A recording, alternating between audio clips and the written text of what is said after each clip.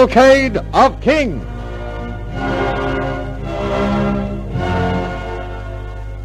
James the First, Part 2.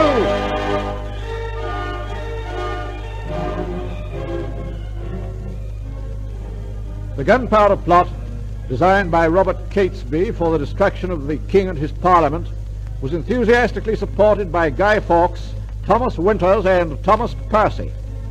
It is now February 1605, and the dreadful plot is rapidly approaching its awful climax.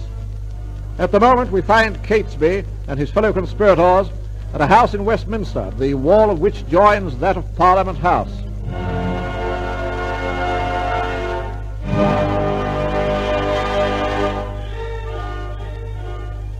My friends, before we start our work of tunneling beneath that cursed wall whose thickness separates us from our goal, I would discuss an important matter with you. Speak on, good sir, but be brief, I pray you. As you will, Guy. In a word, our secret is no longer our property. There's no need for alarm. Our activities are known only to those who wish us well and who would join us in our work. I like not the thought, Catesby. If too many have the keeping of a secret, 'tis a secret no longer. The condition is forced upon us, Guy. By whom? My own servant, Thomas Bates, who has grown suspicious of our activities in the cellar of this house. He confronted me, humbly enough, God knows, and hinted that he, too, was strong enough to use a spade for the cause of liberty and religion. He knows of a certainty what we are about. He knows, Winters. He must be silenced forever. Wait, Guy. The man is possessed of a bitterness against the king which surpasses our own. 'Tis also said that he suffered torments for his religion in Elizabeth's reign. So it would seem he has an axe to grind. I'd suggest giving him the chance to avenge himself. Aye, maybe you're right, Winters. God knows we have need of another pair of hands to help us. The further we tunnel beneath this cursed ball, the harder grows our task.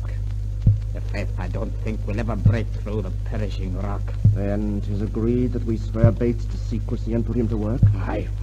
And now, there are others besides Bates who seem to know our design. There's John Grant and Robert Winters. Robert? My brother? In God's name, how did he find out? Not from me, I'll swear. Since they know so much, it would be safer to have them with us. Having participated in the undertaking, they will not dare to betray it. Are there any others, Catesby? If faith, yes. Sir Edward Bainham, Sir Everard Digby, Ambrose Rookwood, and Francis Tresham. Tresham. His brother-in-law, Lord Mounteagle, will sit in the house on the day we have chosen for its destruction. Think you Tresham will stand by and see his kinsman blown to pieces without a qualm?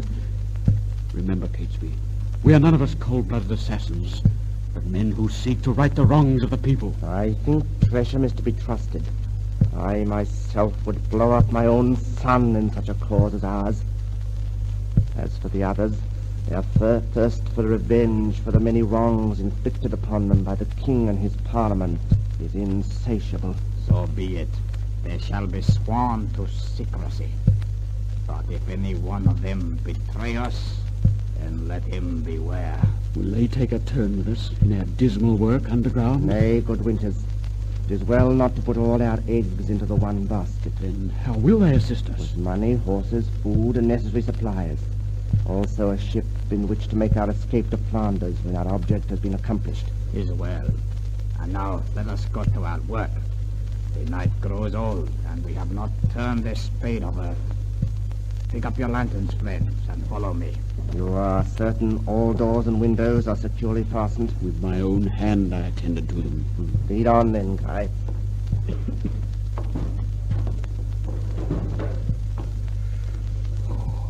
is perishing cold in the stone passage. I shiver. Soon you shall sweat with the vigor of your toil. Here's the door to the cellar. You have the key, Guy? A moment till I extract it from my boot. There. It is done.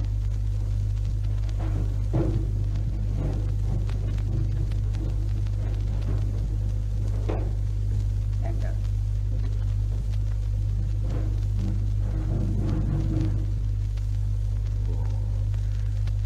Noisome cellars like a grave. It makes me shudder. Or perchance 'tis the fearful secret I carry in my breast. God never intended me for an assassin. Would that there were some other way now to our hands than the wholesale murders which lie before us. Alas, there is no other way. Hush! More wild fancies, Winters.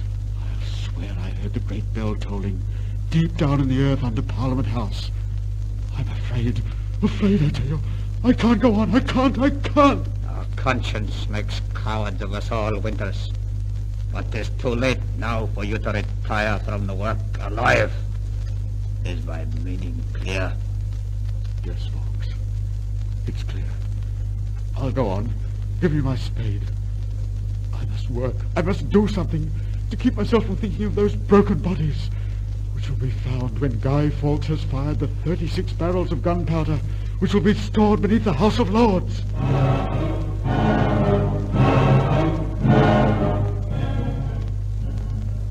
But the terrible plot was never to ripen to maturity. It was exposed by Francis Tresham in order to save the life of his brother-in-law, Lord Mount Eagle. Thus the most devilish plot in history was frustrated. Later, King James, who needed money very badly, decided to send Charles, his son, to Spain to woo the Infanta. At the moment we find His Majesty with the Duke of Buckingham and Prince Charles. They're discussing the prospective Spanish alliance.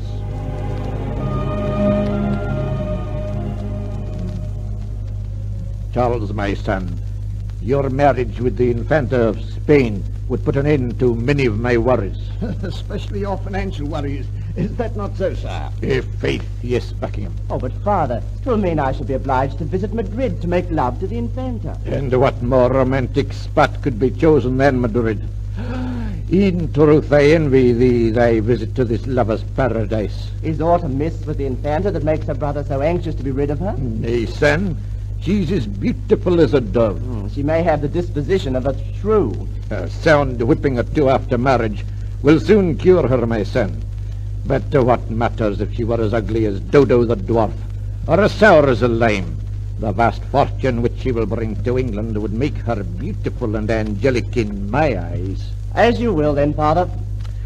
Faith, your decision pleases me mightily, young Charles. Although 'twould seem I shall be unutterably wretched and my court as dull as ditch water without my dear Buckingham. 'Twill not be for long, sir. As soon as we arrange the alliance, we shall return hot foot to England. Then the sooner you set out, the sooner will you return. We sail with the tide tomorrow, sir. Come, young prince. We have much to do in readiness for our journey.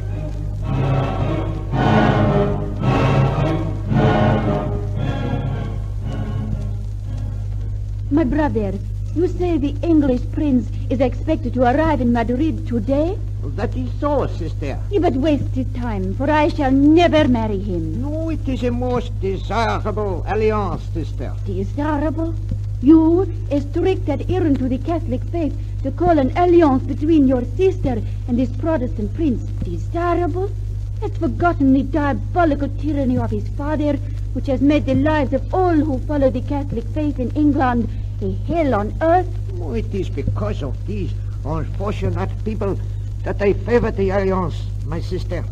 For I intend to make it a condition that if a marriage between you and Prince Charles is arranged, his father must sign a treaty permitting all Roman Catholics in England to exercise their religion freely.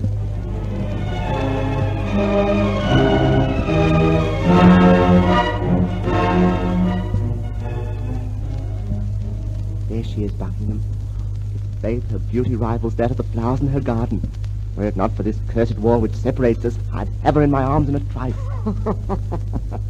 No wall would stand between me and my pleasure, young Charles. Go Nor for it. mine. An agile leap will carry me to her side. I'll do it. This is an outrage. What seek you here? A kiss from your soft red lips, my beautiful dove. Your impertinence matches your audacity. Who are you? Your future husband, Charles of England. My future husband? You take much for granted, sir. I have not said I would marry you. Nay, but you will. It would become you to remember, sir, that you address the Infanta of Spain, not some wanton serving wench. You are a very haughty maiden, a condition which does not please a prince of England. Prince who outrages our ancient customs. which forbids a man to thrust his unwanted presence upon a maid, alone and unchaperoned by your duenna. Truly, sir, your uncouthness shocks and amazes me. I like it not. Nor do I like the monstrous ego and colossal conceit which puffs out your chest like some game rooster, and I would not marry you. No, not for all the gold in the Indies.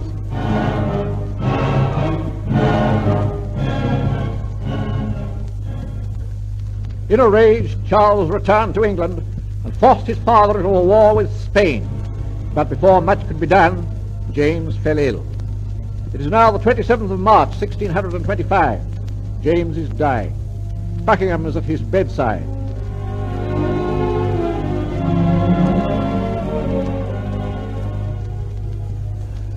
Buckingham, if only a man could look into a silver mirror and see the future that fate has designed for him. Perhaps 'tis as well such a thing is denied us, sir. I fear me it would make cowards of us all. None could have been more cowardly than I, Buckingham. I am 59. I have reigned 22 years, and not one good deed do I leave behind me to be remembered. My court has been a hotbed of vice and corruption, where no man could keep his honour and still retain my friendship. Lord Bacon, that able philosopher and wise judge, became a public spectacle of dishonesty. Raleigh fell a victim to my vicious spite, and all those others who have fallen from grace have fallen through their association with me. Truly, James the First of England has been a plague which has infected all who came in contact with him.